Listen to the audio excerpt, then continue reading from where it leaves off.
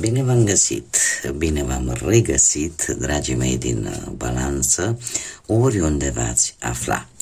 Bine ați revenit și bine ați venit, desigur, tuturor, atât dragilor mei abonați, cărora le mulțumesc din suflet pentru răbdarea de care au dat dovadă în ultima perioadă când nu am putut să public, cum de asemenea bine ați venit celor care sunteți noi sau pentru prima oară pe acest canal. Azi voi face o lectură atemporală, așa cum v-am obișnuit, fără limită de timp, o lectură pe care voi să o puteți urmări oricând doriți sau atunci când apare în viața voastră. Desigur, dragii mei, nu uitați, ca de fiecare dată vă readuc aminte că voi sunteți cei care vă construiți propriul viitor, așa că vă rog din suflet să luați decât acele mesaje care rezonează cu voi, iar restul lăsați-le să zboare în univers, pentru că sigur sunt pentru alte energii, pentru alte persoane care într-o mai mică sau mai mare măsură au o legătură cu zodia Balanță. Așa că, dragilor, haideți să începem și să vedem care este energia voastră pentru energia voastră în acest moment în care voi urmăriți această lectură. Și avem cele trei surori sau cei trei frați vrăjitori, cei trei frați magi sau cele trei surori. Ce ne spune aici? Puterea celor trei. Și avem numărul 9. Un număr 9 care e un număr spiritual, care ne vorbește de compasiune, vorbește de generozitate umană, dar în același timp ne vorbește de fructificare, de a culege roadele unui anumit efort pe care voi l-ați depus în urmă cu ceva vreme. Este o închidere poate de capitol din viața voastră și pregătirea pentru noi etape, pentru noi începuturi. De asemenea, sunteți într-un moment în care sunteți poate un pic mai altruiști decât în mod normal, da, vă gândiți un pic mai mult la ceilalți decât la voi, dar în același timp acest număr 9 ne vorbește și de responsabilitate, sunteți mai responsabili. Cartea în sine, cele trei surori vrăjitoare sau cele trei surori magice, îmi vorbește de puterea celor trei. Are legătură cu cifra 3. Există anumite lucruri în viața voastră, dragilor, care cumva parcă trebuie să se întâmple de 3 ori. Ca ele să se definitiveze. Ca să vă dau un exemplu. Mă gândesc la un exemplu foarte simplu. Nu știu, poate că ți s-a întâmplat prima oară, nu știu, să iei o anumită decizie și cumva decizia pe care voi ați luat-o pentru prima oară te-a dus la un anume rezultat, logic.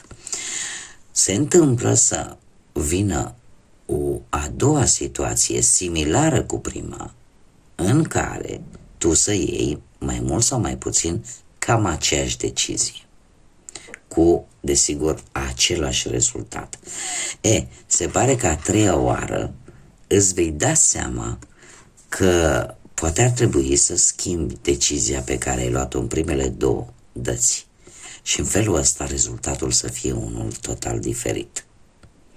Dar e legat de cifra 3 și de magia cifrei 3. Da? Cifra 3 care îmi vorbește tare mult de intuiție și în general de situații care de obicei implică mai multe persoane. Da? Haideți să vedem ce ne spune tarotul. Ce vine pentru dragii mei din Balanță pe plan profesional?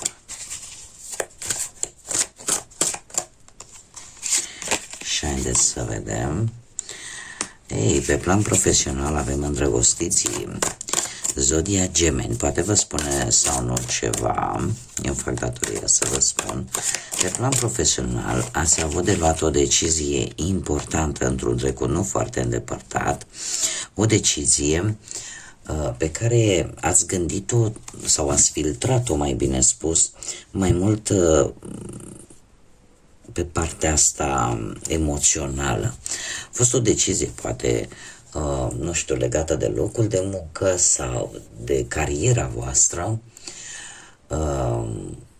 profesională. Nu știu, poate că te-ai decis să schimbi locul de muncă sau să te muți, da? Să schimbi locația și în felul ăsta automat să te muți cu locul de muncă. Sau poate pur și simplu ai luat decizia de a face ceva ce-ți place sau de a schimba activitatea în sine. Nu știu, poate ai vrut să începi o altfel de activitate pe care n-ai mai făcut-o până acum. În prezent avem un 4 de bâte. Se pare că decizia ta, din punctul ăsta de vedere profesional, cumva ți-a adus stabilitate. Da.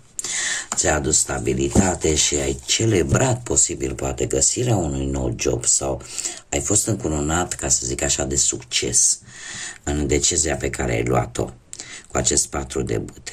Într-un viitor nu foarte îndepărtat avem un 2 de cupe care îmi vorbește de apreciere, îmi vorbește de valoarea pe care o vei câștiga în urma deciziei pe care tu ai luat-o din punct de vedere al carierei profesionale și eu aș spune pentru cei care căutați un job că veți găsi ceva de muncă foarte benefic pentru voi. Mergem mai departe și haideți să vedem cum stați cu bănuții, cu finanțele. Dragii mei dragi, dragilor, cu finanțele s-a întâmplat ceva foarte, foarte rapid. Ori în urma unor comunicări foarte rapide cu cineva la distanță, ori în urma unei călătorii la distanță, cumva, într-un trecut nu foarte îndepărtat, ceva s-a întâmplat. Ori ați cheltuit mai mult decât trebuia. Pentru că în acest moment, sau poate această călătorie lungă v-a cam lăsat fără buget, pentru că în acest moment sunteți într-adevăr într-o situație destul de un pic precară, aș spune. Există o lipsă a bănuților. Dar trebuie să vă spun din ce văd aici că veți analiza ce depinde de voi și ce nu și există o mare șansă ca cineva să vă ajute și în așa fel încât într-un viitor apropiat cu nebunul să aveți parte de o posibilă creștere de bănuți. E ca și cum ai zice, trag linie și o iau de la capăt. Da, într-o anumită situație financiară, dar aici mi se vorbește de un sprijin. Un sprijin pe care voi e posibil să nu-l vedeți. Dar el există și este lângă voi. Haideți să vedem pe plan sentimental, prima oară pentru cei care sunteți deja angrenați într-o relație.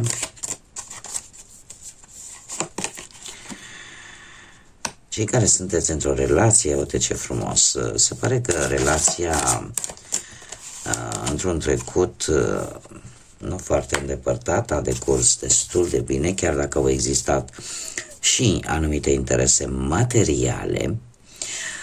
Zecele de monede îmi vorbește de o relație destul de solidă, posibil care s-a lăsat și chiar cu nuntă pentru unii dintre voi, dar eu aș spune desigur cu anumite interese materiale au existat totuși aici, dar relația a fost destul de stabilă. În prezent, Doiul de spade. Doiul de spade îmi vorbește de anumite probleme interne în care încercați să vă găsiți un echilibru, încercați să rezolvați aceste probleme și eu aș zice că posibil să fiți în ipostaza de a lua o anumită decizie destul de complicată, aș spune. Unii dintre voi posibil în acest moment să aveți o anumită teamă, o anumită frică de anumite consecințe care ar putea surveni în urma lor acestei decizii în ceea ce privește ori o problemă, ori chiar relația voastră. Este foarte interesant aici. Stați așa să vedem, să mai scoatem o carte.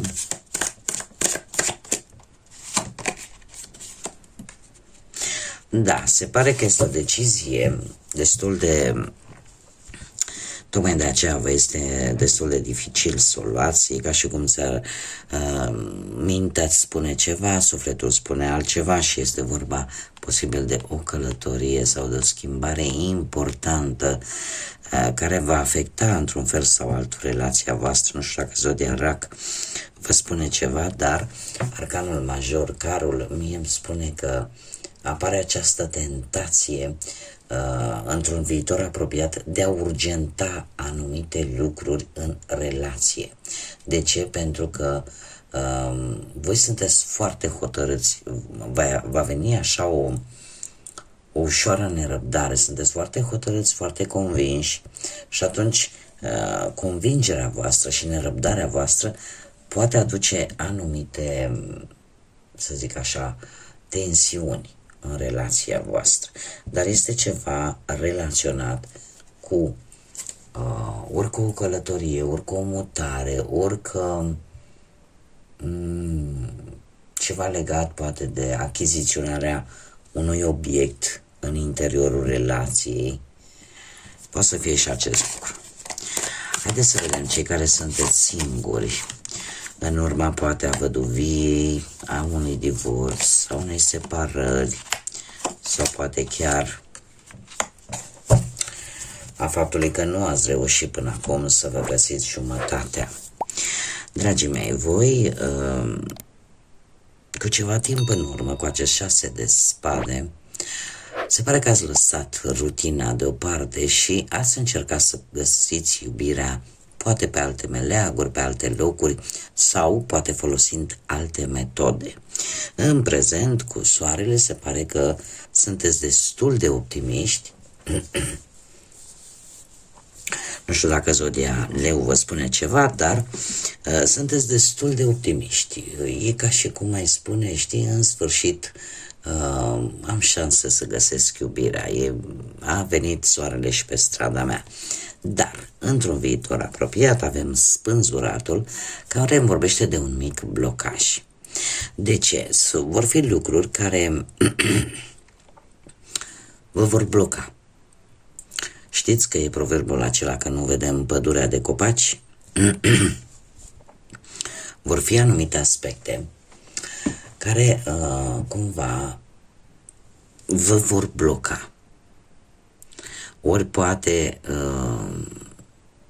anturajul sau poate mediul în care voi umblați vă duce un pic în starea asta de ceață, de neclaritate, iar asta vă va bloca un pic. Acum, ia stați așa, că nu pot să vă las chiar în clarificând spânzura, tu te rog.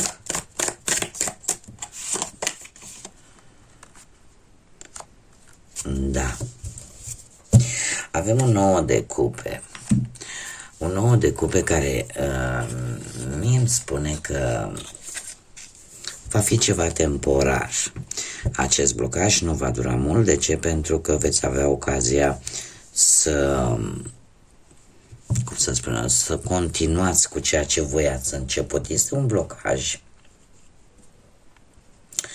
provenit mai mult din faptul că cum nu reușiți voi să vedeți foarte clar cam cum stau lucrurile, vă blocați singur sau singură. Este, cum să zic eu, e ca și cum ai lua o pauză, ca și cum vei suspenda anumite decizii, dar va fi care au legătură cu viața ta amoroasă. Dar asta va fi pentru o scurtă perioadă de timp, pentru că cu acest nou de cupe se pare că distracția continuă, ca să zic așa, dar va fi o mică pauză. Acum, pauza asta, dacă vorbim de o pauză, putem vorbi de ceva legat de o situație în care parcă nu depinde doar de tine. Parcă depinde de altcineva. Dar nu va dura mult. Da? Nu va dura mult, pentru că acest nou de cupe mie îmi spune că vor veni momente foarte bune de a socializa, de a cunoaște persoane noi și în felul ăsta de a încerca să progresezi. Haideți să vedem care este mesajul pentru voi, dragilor din Balanță. Și avem: lasă-te purtat de înțelepciunea propriului tău corp. Spune în felul următor: ascultă-ți corpul și mesajele pe care acesta ți le transmite. Dacă tu, din punct de vedere fizic, te simți drenat, te simți într-o stare inconfortabilă, fii prevăzător, prevăzătoare. Dar dacă corpul îți transmite energie, bucurie, atunci continuă să mergi înainte.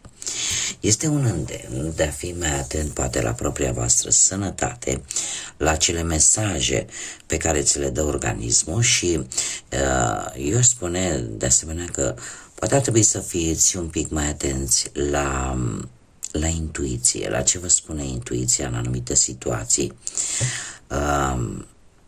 Intuiția se ocupă mai mult de partea asta spirituală, sufletească a organismului uman, iar desigur partea fizică, nu, atunci când ne doare ceva, atunci când nu ne simțim bine, de fapt propriul nostru corp ne transmite mesaje că ar trebui să luăm măsuri. Da? Pentru că undeva acolo ceva nu funcționează la parametrii normali. Așa că un mesaj foarte simplu și foarte elocvent, acela de fii atent la propriul tău corp, la ce mesaje îți transmite și de ce anume are nevoie. Bun, dragii mei, aceasta a fost lectura pentru voi. Vă mulțumesc din suflet pentru atenția acordată. Mulțumesc încă o dată dragilor mei abonați care au avut atât de multă răbdare, sunteți minunați și vă doresc ca următoarea perioadă să fie o perioadă plină de înțelepciune, plină de multă lumină în suflete și în gânduri și desigur, până data viitoare când ne vom reîntâlni, numai bine vă doresc și să fiți iubiți, dragilor.